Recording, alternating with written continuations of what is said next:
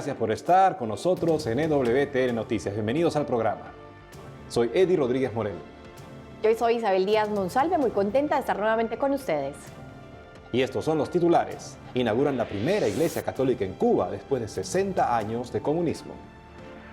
Papa Francisco señala que los matrimonios unidos y fieles reflejan la semejanza de Dios. Y 20.000 fieles uruguayos dieron un gran sí en el 8º Rosario de Bendiciones para la familia. Iniciamos el programa con una grata noticia, y es que después de 60 años de comunismo en Cuba, se inauguró un templo católico. Conozcamos los detalles.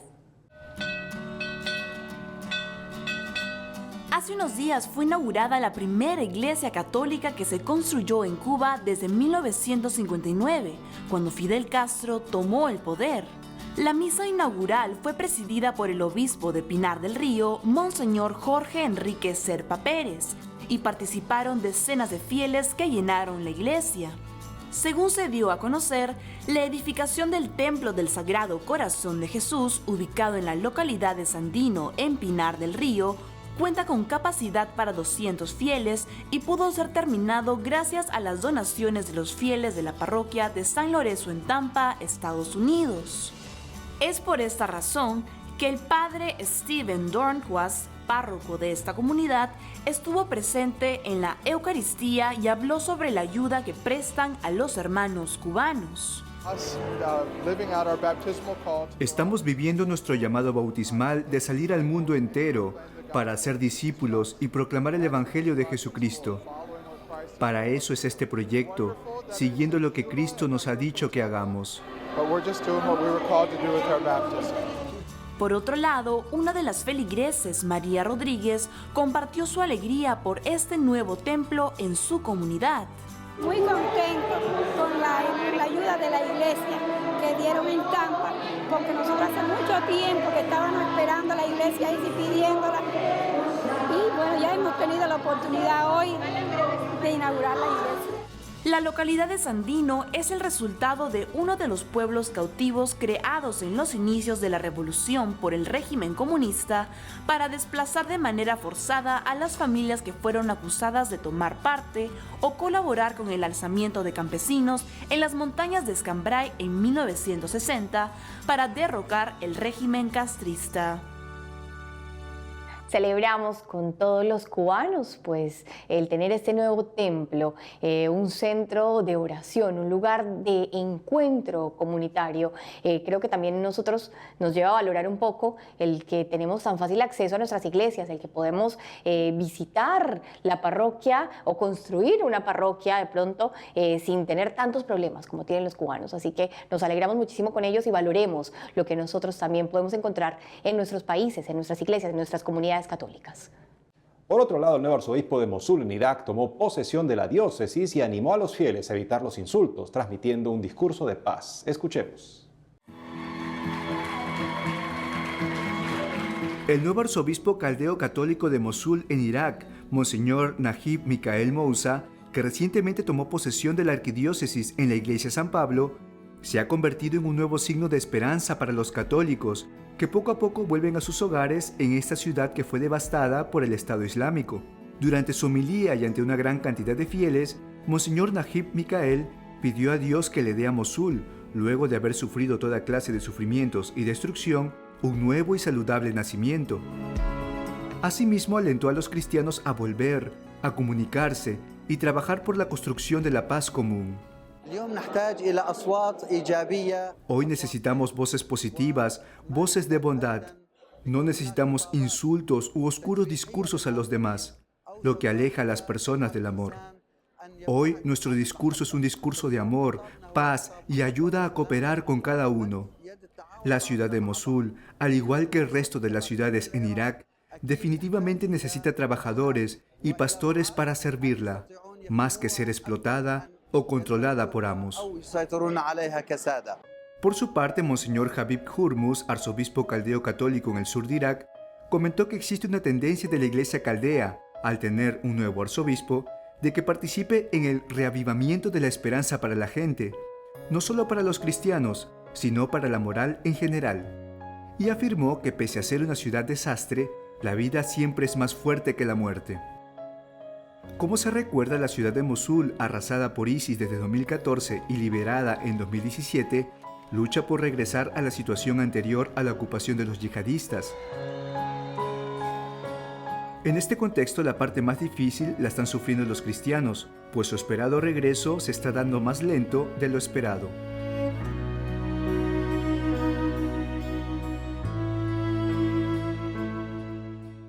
El sufrimiento indescriptible que han pasado nuestros hermanos en esa parte del mundo es un mal en vista siempre de un bien mayor, es que renazca esa comunidad como luz de Cristo en medio de un país que tanto lo necesita. Ahora nos vamos hasta el Vaticano, donde el Papa Francisco se reunió con el Tribunal de la Rota Romana e hizo una reflexión sobre el secularismo y sus consecuencias en el matrimonio. El Papa Francisco recibió en audiencia a los prelados auditores, abogados y colaboradores del Tribunal de la Rota Romana, con motivo de la inauguración del año judicial. Durante el encuentro, el Santo Padre afirmó que los matrimonios que viven en unidad y en fidelidad reflejan bien la imagen y la semejanza de Dios. Por otro lado, reflexionó sobre el fenómeno del secularismo y sus efectos en la institución del matrimonio. La sociedad en la que vivimos es secularizada, lo cual no favorece el crecimiento de la fe, y como consecuencia los fieles católicos tienen cada vez más problemas para testimoniar un estilo de vida según el Evangelio, incluso en lo que afecta al sacramento del matrimonio.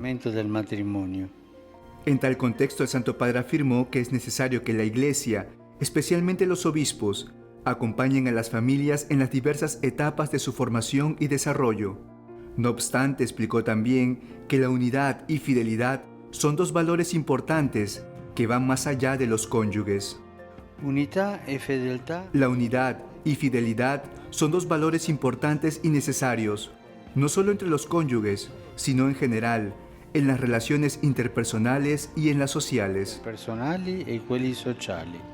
Finalmente, el Papa Francisco dijo que los matrimonios representan una preciosa ayuda pastoral para la Iglesia, pues ofrecen a todos un ejemplo de amor verdadero y se convierten en testigos y cooperadores de la fecundidad de la Iglesia misma. Un gran reto para los matrimonios de hoy, que tenemos, el de poder construir sobre roca, el de poder edificar nuestra familia sobre el Señor Jesús, que es el único, al fin y al cabo, Eddie, que nos va a poder dar esa solidez matrimonial y nos va a poder permitir educar a nuestros hijos en una fe fuerte, ¿no? El poder rezar, el poder permanecer unidos, pues depende muchísimo de que Dios sí esté al centro de nuestras vidas. Esa campaña de secularizar el matrimonio que se dio en el siglo XIX en muchos estados, justamente suponiendo que iban a poder regular mejor esta institución, garantizando lo que la Iglesia siempre había promovido en él, la unidad, la indisolubilidad, la apertura a la vida. Pues ese proyecto ha fracasado, el matrimonio como institución civil ya no es visto como una institución permanente y es ahí donde la Iglesia y nosotros que vivimos justamente en el estado matrimonial tenemos una gran tarea de manifestar cómo Cristo es capaz de garantizar aquello a lo que aspiran las personas, que es justamente una unión abierta a la vida, indisoluble, permanente, exclusiva, el gran amor de Dios con el que podemos cooperar en el santo estado del matrimonio. Y estamos enlazados con Mercedes de la Torre Cuellar, nuestra corresponsal en Roma, quien nos trae información sobre la última catequesis que brindó en su audiencia general el Papa. Adelante, Mercedes.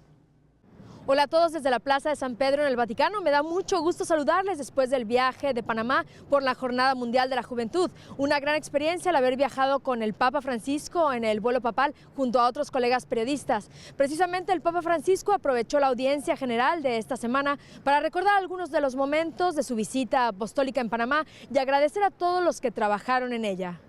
El Santo Padre recordó la huella mariana de este evento que tuvo por lema: aquí está la sierva del Señor, hágase en mí según tu palabra, y agradeció al Señor por la presencia de tantos jóvenes que contagiaron a toda la región con su alegría y su fe.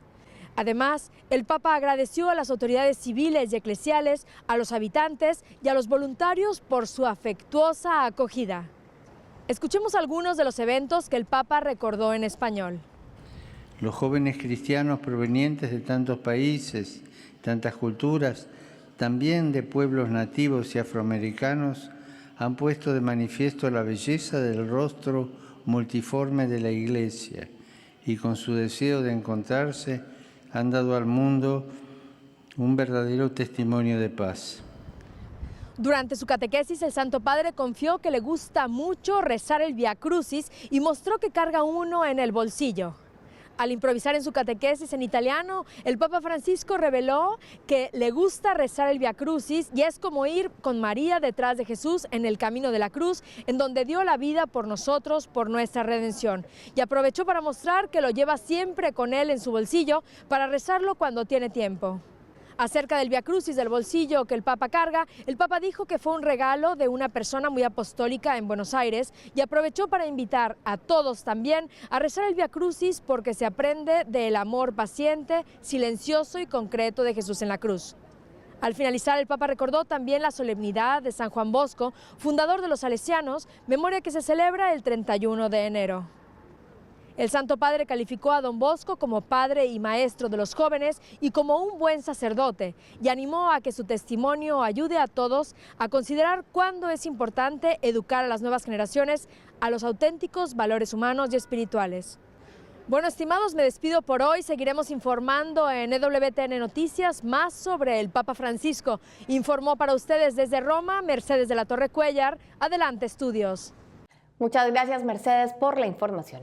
Por otro lado, en Uruguay se llevó a cabo el 8º Gran Rosario de Bendiciones para las Familias, en el que participaron miles de uruguayos.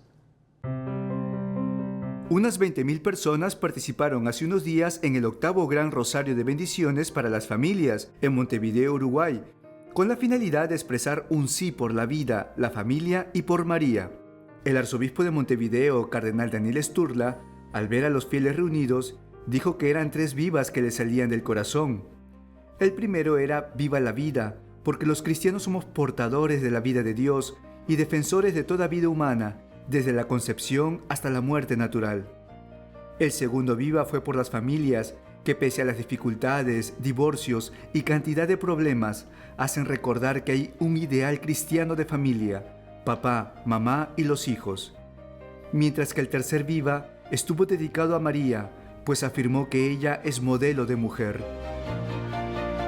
Durante el encuentro, unos 300 voluntarios entregaron a cada persona un kit con un rosario, una vela y un folleto que explica cómo rezar el Santo Rosario y cómo realizar una buena confesión.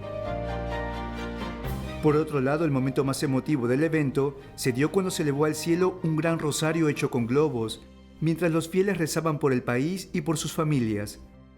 Más adelante entró en procesión la imagen de la Virgen María y con velas encendidas que se veían a modo de estrellas en el cielo, los participantes comenzaron el rezo del Santo Rosario por los frutos de la Jornada Mundial de la Juventud Panamá 2019 y por el pueblo de Venezuela que sufre con una difícil crisis sociopolítica.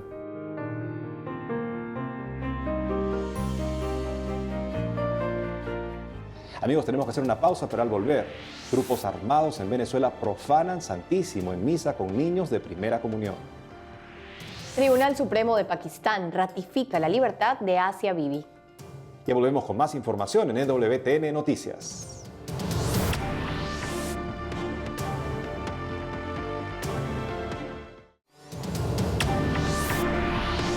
Seguimos con más información. El Consejo de Laicos de la Iglesia Nuestra Señora de Guadalupe en Maracaibo, Venezuela, denunció que grupos armados afines al gobierno de Nicolás Maduro irrumpieron en este templo cuando se celebraba una misa con niños que se preparan para la primera comunión.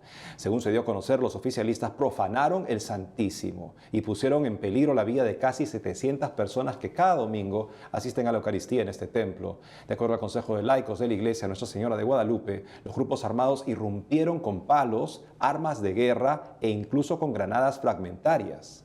Además, los atacantes destruyeron el ornato de la iglesia, profanaron el Santísimo Sacramento e hicieron disparos dentro del templo para dispersar a los fieles que estaban en la misa. Incluso el padre párroco Andrés Sánchez fue agredido con la intención de asesinarlo.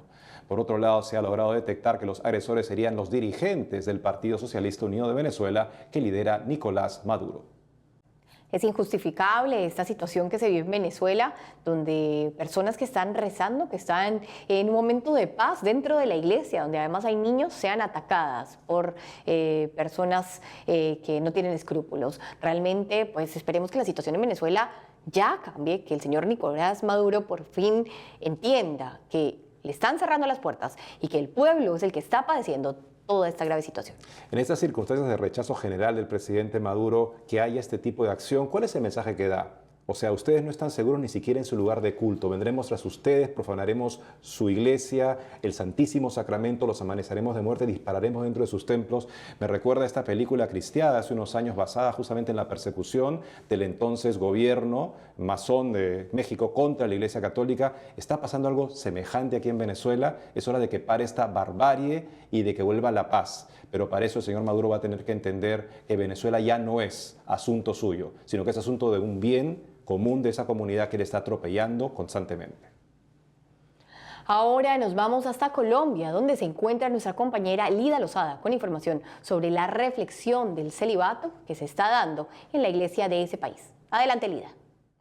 Hola estimados amigos, hoy los saludo desde la ciudad de Bogotá y les cuento que a propósito de la conferencia de prensa que brindó el Papa Francisco durante el vuelo que lo condujo desde Panamá hacia Roma, en la que defendió el celibato de los sacerdotes y rechazó que este deba ser o pueda ser una opción para algunos, la Conferencia Episcopal de Colombia ha respaldado esta afirmación del Santo Padre, manifestando que hay que hacer un especial énfasis y cuidado en el proceso de formación de los ministros. Cuando una persona hace la opción por ingresar a un seminario, a una casa de formación, para dedicar su vida al servicio de la iglesia, los procesos formativos deben garantizar como dos cosas importantes que de una u otra forma se han descuidado por muchos temas, por muchos motivos. Y uno primero es el que la persona tenga capacidad para el servicio.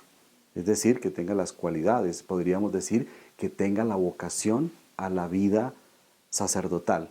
Pero no basta con que tenga capacidad, se necesita que también la persona tenga generosidad, capacidad y generosidad. Y la generosidad está relacionada precisamente con la opción de asumir un estilo de vida donde el celibato hace parte integral de su manera de ser en el mundo y de servir en la iglesia. Y es que precisamente este tema está muy bien estipulado dentro de lo contemplado en el texto de la Ratio Nationalis, de la cual la Iglesia colombiana está a punto de presentar el primer borrador. Pues está en construcción la Ratio Nationalis, sin embargo ya hemos ido abordando algunos de los temas que vamos a tener muy presentes durante todo el proceso formativo, sobre todo porque el esquema que nos propone la Ratio Universal tiene como característica fundamental formar en la gradualidad. Entonces el proceso de la formación afectiva de un futuro sacerdote se tiene que asumir en gradualidad, de tal manera que cada etapa formativa vaya ayudando a consolidar en el corazón y en la vida del candidato al ministerio sacerdotal aspectos tan fundamentales como las relaciones interpersonales. En otras noticias, la caminata Huellas de Ternura, considerada como una acción de movilización social ecuménica que busca sensibilizar a todas las personas frente al flagelo de la violencia contra la niñez en todas sus manifestaciones, proponiendo la ternura como modelo de cuidado y crianza, estará en Colombia del 4 al 20 de febrero, haciendo una especial presencia en ciudades como Cúcuta, Bucaramanga, Medellín, Barranquilla, Cartagena, Montería, Riohacha y Bogotá. Durante el año 2018, esta caminata, que inició en México y terminará en julio de este año en la Patagonia, movilizó a más de 29.000 personas en 10 países a través de actividades de acción pública, educomunicativas, lúdicas, pedagógicas y pastorales, gracias al trabajo cooperativo de instituciones con base en la fe lideradas por el Consejo Episcopal Latinoamericano, World Vision, Caritas Latinoamérica y la Federación Internacional Fe y Alegría. En Bogotá esperan contar con la participación de cerca de 5.000 personas, entre niños, niñas, jóvenes y adultos. Creemos que aquí en Colombia va a ser muy importante también el paso de esta caminata. Los obispos están entusiasmados, conocen, hay gente que ya está preparando y que ya ha avanzado bastante, ¿verdad? Es un tema que nos interesa mucho, digo, no solamente por lo que trágicamente ha pasado en la iglesia y que nos duele muchísimo, sino que vemos realmente que tenemos que apuntar hacia el cuidado de la infancia. Y ojalá todos nos sumáramos en esta hermosa iniciativa, porque estamos construyendo el futuro educando bien a los niños. Por otra parte, del 4 al 8 de febrero en Bogotá se llevará a cabo la 77ª Asamblea Plenaria del Episcopado Colombiano. En esta oportunidad, los prelados estarán dedicados a reflexionar sobre la dimensión social de la evangelización, tema fundamental para la compleja realidad social y política que vive nuestro país y en la que la Iglesia tiene un papel fundamental. La próxima semana estaremos ampliando esta información. Por ahora, esto es todo. Está la actualidad de la Iglesia Católica en Colombia. Isabel, Eddie y estimados televidentes, gracias por estar conectados con nosotros. Hasta una próxima misión. Muchas gracias, Lida, por la información. Pasando a otros ámbitos, les contamos que el Tribunal Supremo de Pakistán ratifica la libertad de Asia Bibi y señala que puede salir del país. En medio de altas medidas de seguridad, la Corte Suprema de Pakistán ha ratificado la libertad de Asia Bibi al denegar el recurso que radicales islamistas habían presentado contra su absolución. Como se recuerda, esta madre cristiana encarcelada durante 9 años por un supuesto delito de blasfemia, fue absuelta en octubre del 2018 y puesta en libertad en noviembre de ese mismo año. Su liberación provocó numerosas protestas de islamistas radicales, originando un gran caos. Por ello, el gobierno de Pakistán llegó a un acuerdo con los que se oponían y permitió que pudieran presentar un recurso contra la absolución de Asia Bibi, que incluiría la prohibición de que ella saliera del país mientras se resolvía su situación. Cabe resaltar que esta medida legal contra la libertad de Bibi fue presentada por el religioso musulmán Qari Salam, quien también realizó la primera denuncia contra ella y que la llevó a la cárcel. Sin embargo, el Tribunal Supremo de Pakistán ha corroborado la libertad de la madre cristiana y ha reiterado que no existe ningún obstáculo para que deje el país. Actualmente, Asia Bibi se encuentra en un lugar secreto en Pakistán, junto a su esposo Ashiq Masih. Esperemos que pronto Asia Bibi pueda reunirse con su familia, pueda tener esa libertad tan anhelada por esta mujer que nos enseña y nos muestra una gran fortaleza para poder vivir y padecer este tiempo en la que ha sido perseguida y encarcelada.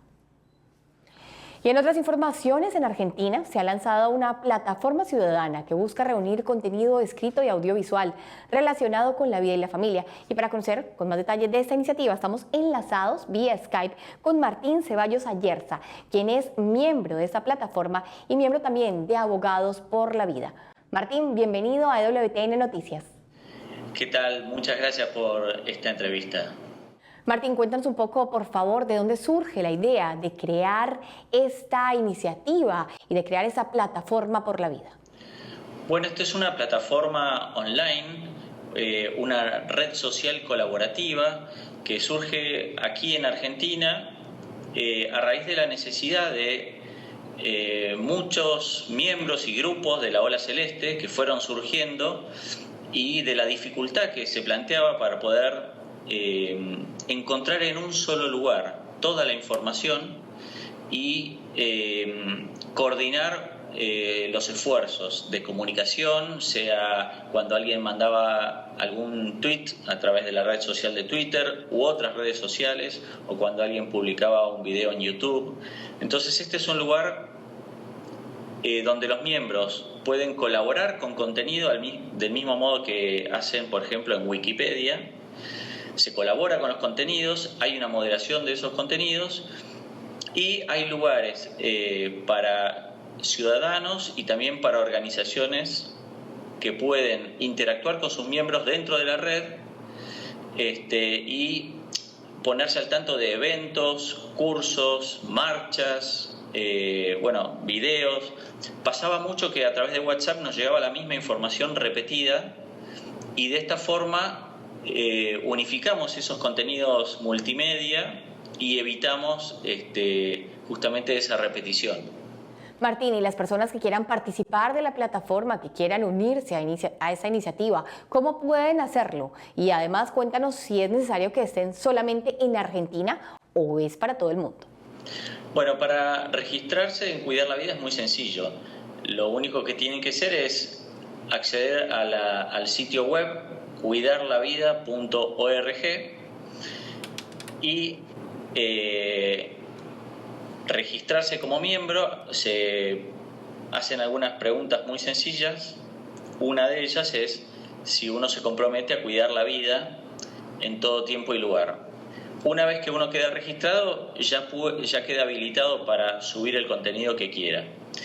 Y esta red está pensada desde Argentina para el mundo. La verdad que está pensada principalmente para Latinoamérica, y de hecho ya tenemos ONGs de distintos países, de México, de Perú, de Ecuador, de Costa Rica, Colombia, Uruguay, Chile, Paraguay.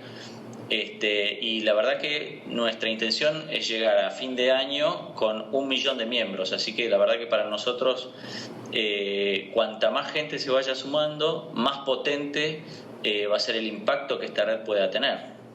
Martín, y finalmente, ya que tú eres argentino, que trabajas por la vida en Argentina, ¿puedes contarnos qué se viene para este 2019 en la lucha pro vida y pro familia en tu país? Bueno, 2018, como bien sabes, fue un año muy importante en el cual el Senado rechazó el proyecto de ley de aborto, y este rechazo y todo el debate que se hizo en la sociedad dejó una sociedad muy dividida. 2019 es un año electoral, es un año en el cual se va a elegir un nuevo presidente, o el presidente electo va a tratar de ser reelegido, y donde se van a renovar 1/3 de los senadores y la mitad de los diputados nacionales. Con lo cual veo que los políticos están tratando de enfocar los temas de campaña en otros, que no sea los temas justamente de la vida, la familia y la ideología de género que tanto han dividido a esta sociedad.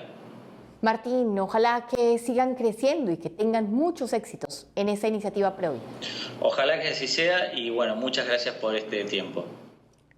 Y bueno, amigos, ahora hemos llegado al final del programa por el día de hoy. Gracias por estar conectados con nosotros. Saben que en las redes sociales también nos pueden encontrar. Hasta pronto, amigos, y buen día.